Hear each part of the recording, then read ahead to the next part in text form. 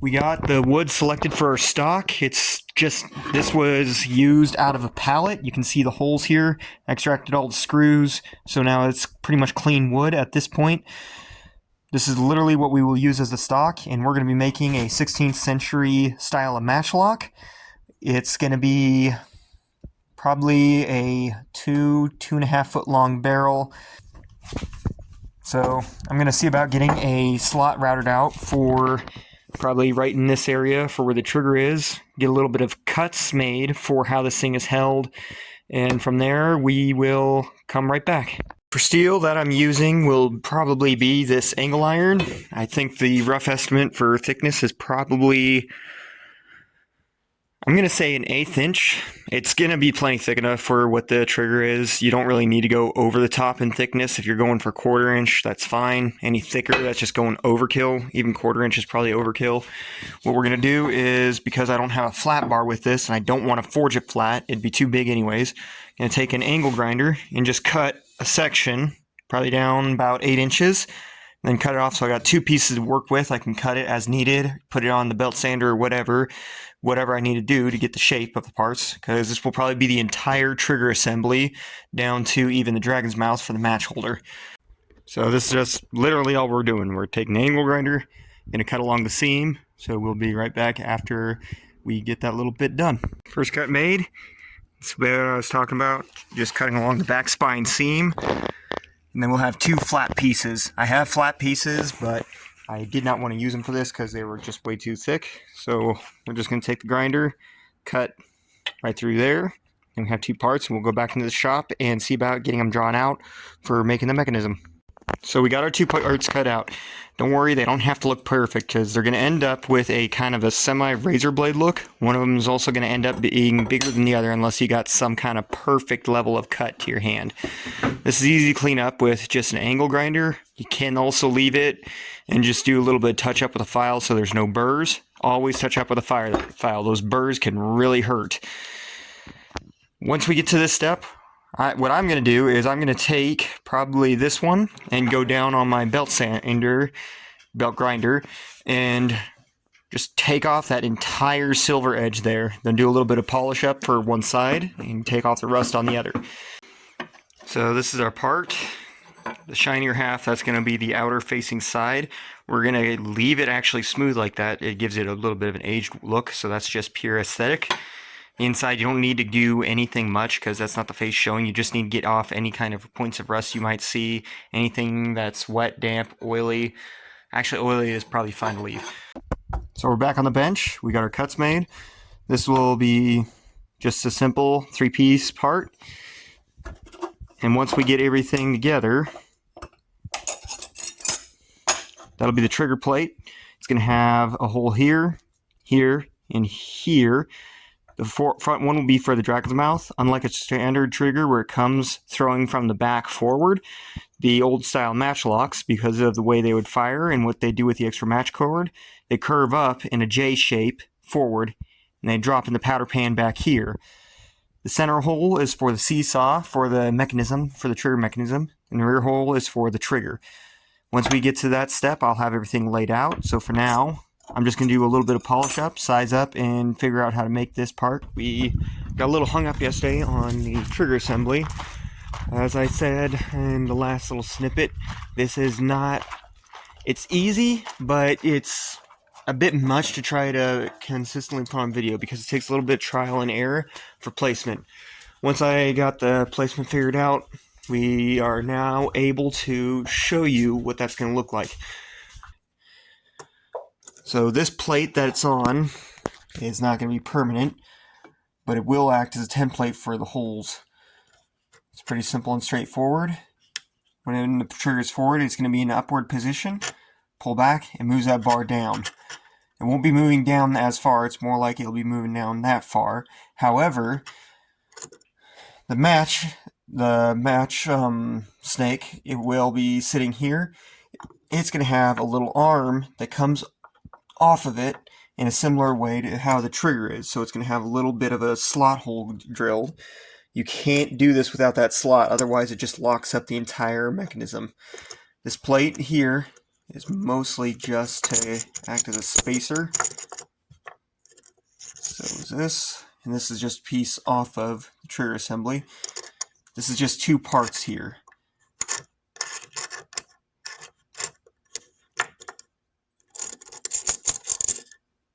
It's just simple as that.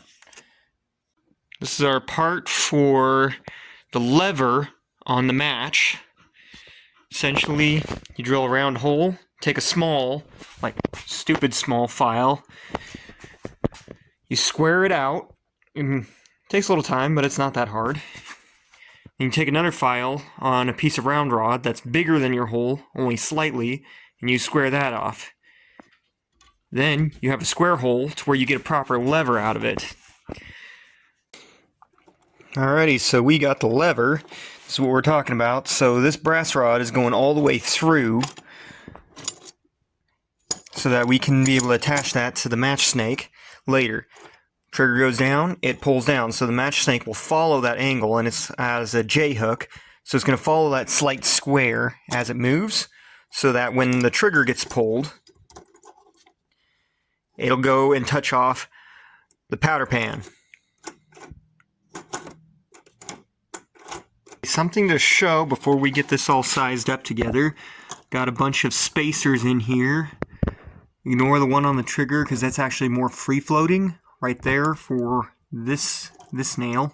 That's going to be more free floating for that part, but it will be riveted on the inside. I'm going to put a washer in there as well so that it doesn't get too tight. But this is about what we'll be doing for spacers on the trigger. And these are all just nylon spacers. They're the smallest I could find at Ace Hardware. 1/4 inch diameter on the inside.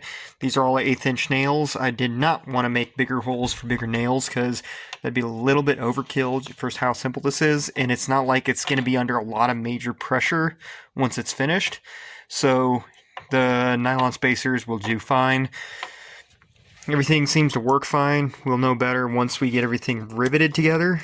So for now, this is what it's going to look like. We at least were able to get the trigger guard to where it will properly sit. It's actually not bad. Downside is the router jumped on me a little, so I got that notch there, just like on the other one where I got to fill it in with wood filler, but that won't be too hard. Fits, so now we're going to get the slot for the trigger cut and go from there. So more or less got it figured out. Vice grips are on there just to show range of movement. We don't need a lot because the J hook, when it comes around, it's going to be like probably 2 inches away from the powder pan, but also slightly away from it. So even if it drops a spark, it's more likely not to drop in the pan. The pan's also going to have a lid on it, so you don't pull the lid off until you're more or less ready to fire. And it just works on a swivel, so it swivels out. Next, we're going to see about cutting out a top channel for the barrel. So the block matchlock, it's gonna be getting a section that's cut and then just goes down that way, because we need about a barrel diameter is 1.1 inches, so we need 9/16. Yeah, 9/16 depth for the barrel going down. So we can probably get away with just going down in about for the top channel, so that we have the wood block behind it. We need to go down, brain's not braining.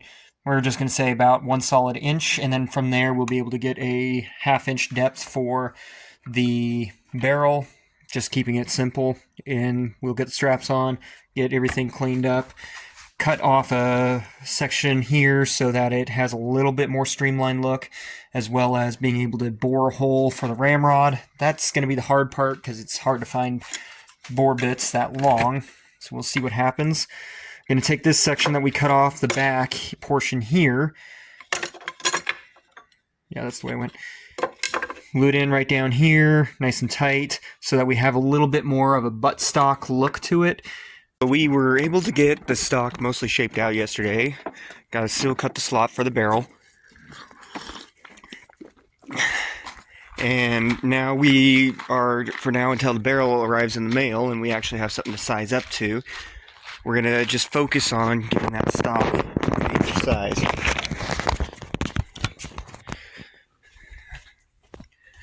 Most of it's done, just got to get a few odds and ends and a little tweaking. I gotta still get this section here narrowed down because it's just way too wide. Like the hand does fit, but it's a pretty awkward hold.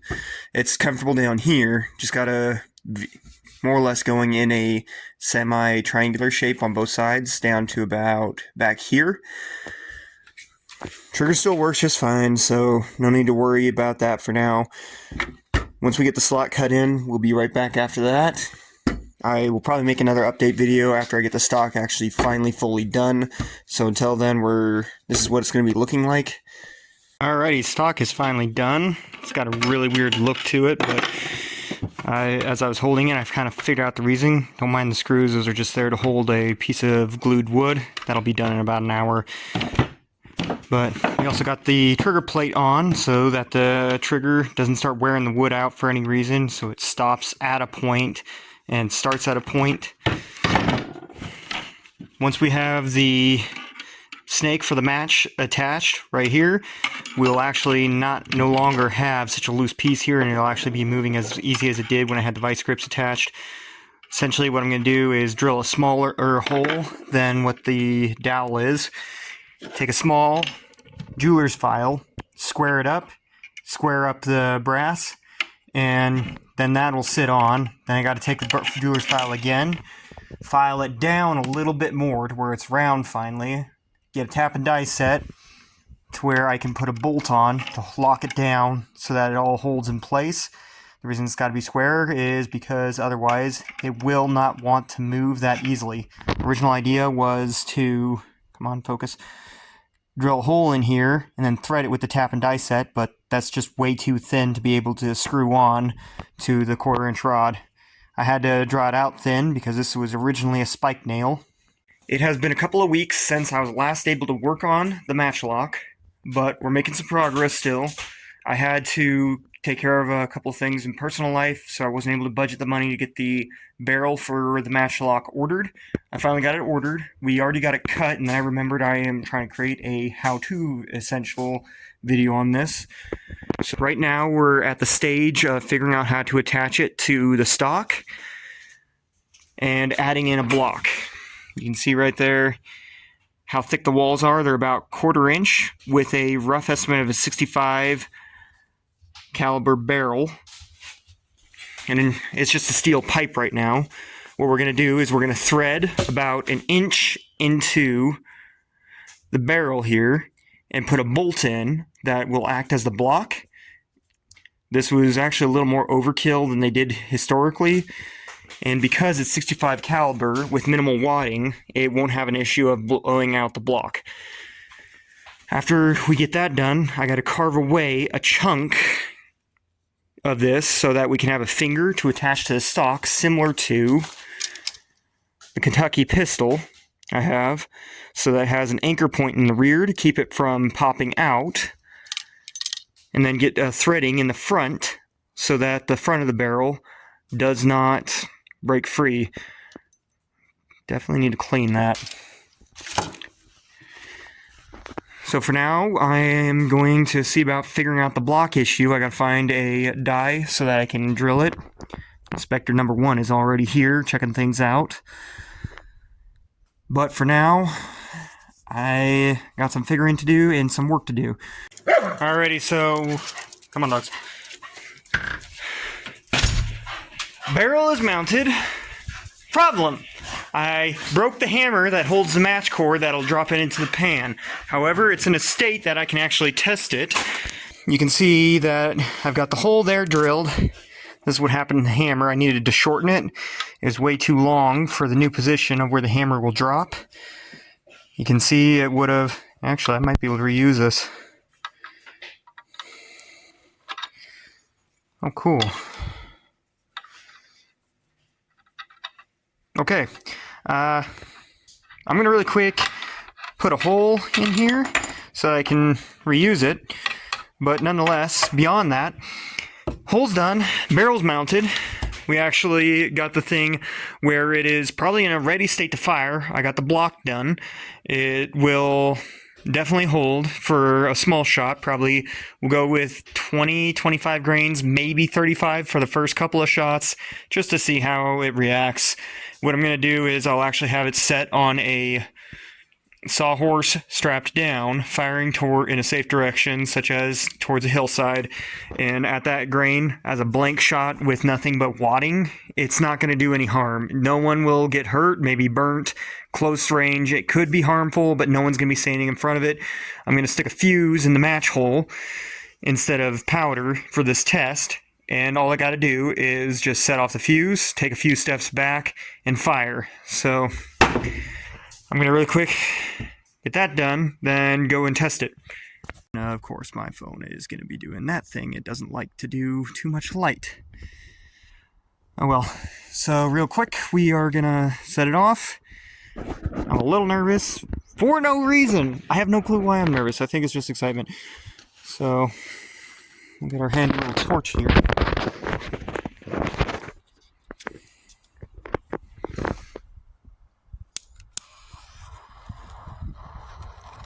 "35 grains of powder." Okay, cool. Shot the wadding. Yeah, there was a lot of sparks, but that's fine. You can actually see where the wadding landed. There's very little power behind it with how big of a bore it is. That's it right there.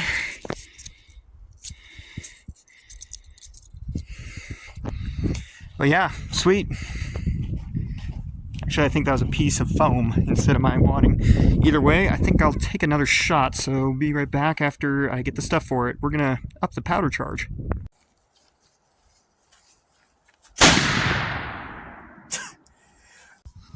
So we drop down some of the weight on the front end, giving it also a better ability to pull it into the shoulder. So now you can grip right here and pull in. It heavily made it much more comfortable. So all we got left to do is get the powder pan fixed. We're going to actually replace this entirely with a piece of sheet metal cut into a V. We'll plug this hole and then re-drill a small bit hole so that the powder is able to reach in. But for now, this is going to just stay as is so I can keep testing, do test fires, and make sure I've got everything as is. But for now, this is where it's going to be. So in the next one, we'll get the powder pan done. So for now, this is pretty much complete other than the powder pan for how it's going to look. We'll do a quick test now.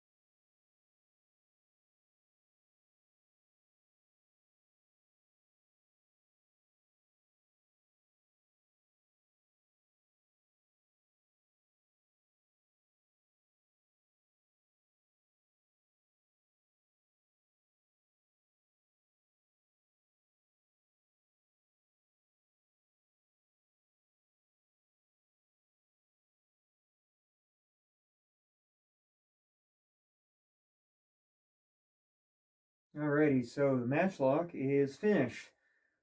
Bad news though.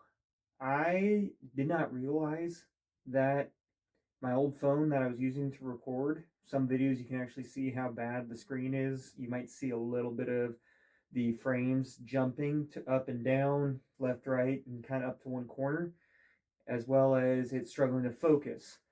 When I was finishing off the matchlock, sadly, I did not notice that it was recording, but it was not. It was corrupting the files so bad that it was completely unusable footage. At that point is when I finally got a new phone and a better camera, which I'm now recording the latter parts of this video with. So I'm going to cover the last few steps of the journey I had in building my matchlock. I had noticed at first, the very first hammer for pinching the match cord, it was not going to work. It was way too small, as well as it would fall in line with the powder pan. And what I did to build it is I got a steel spike from the hardware store, soaked it in vinegar because the one I found was galvanized, 1/2 inch diameter, and I put that on my Buffalo forge. Heated it up after the vinegar removed all the galvanization. That's key step because when you put the galvanized material inside of high heat, it releases toxic gases that can get you pretty messed up. Secondly is I needed to add a lever to be able to pinch the match cord. And that's what I have here. All I got to do is turn this nut and it tightens it down so that it holds the match cord. This part is just a little bit of copper wire I inserted so that it keeps the little clamp I made in line when opening and closing. When I pull the trigger, it'll directly put the match cord into the powder pan. I won't be having any issue of it missing, no issue of it overshooting it. It's all now going to line up, thankfully. The vise, let's see if you can see this bit. You can see the powder pan has a bit of a cupping to it. Good buddy of mine who had a wire-fed welder, he welded the pan on for me, so now I actually have a proper powder pan instead of the old method I was trying with the bolt that had been drilled through on one end so that it would tap in, and then drilled through on the top so that it could be touched off. That method possibly could work now that I have the proper match cord instead of the method I was trying before, but I was honestly wanting to kind of go a little bit more towards actuality. Later in the future, I might try the threaded bolt with the double holes in it method, but for now this is going to have to work. I was trying to originally avoid welding on this, but as I did more and more on this project, I'm kind of falling. All right, so that has been matchlock assembly. This has been a really fun and cool project. Thank you for watching. Let me know down in the comments what you think and any ideas you might have for what I might have done wrong with this. I already know most of the big mistakes, that being especially for as well hammer, once I finally got that how I built the trigger. But now this is a really change much here. This is officially mainly because of just the state that it's in now and the lack of the tooling I have. I don't have a welder, and so pretty soon I don't want to try to rebuild out to test trigger as it is because see what kind of it was stupid hard to try to get this thing that one's built to have a trigger that works like this. Because I don't have next one I build will be a lot more simple trigger assembly on the camera and match cord lever. It's going to just be one simple lever that goes straight into the touch hole. The assembly, I don't call this making, but assembly process. Thanks for watching. Take care. Putting together a matchlock from scratch using nothing but hardware store and scrap metal and scrap wood parts.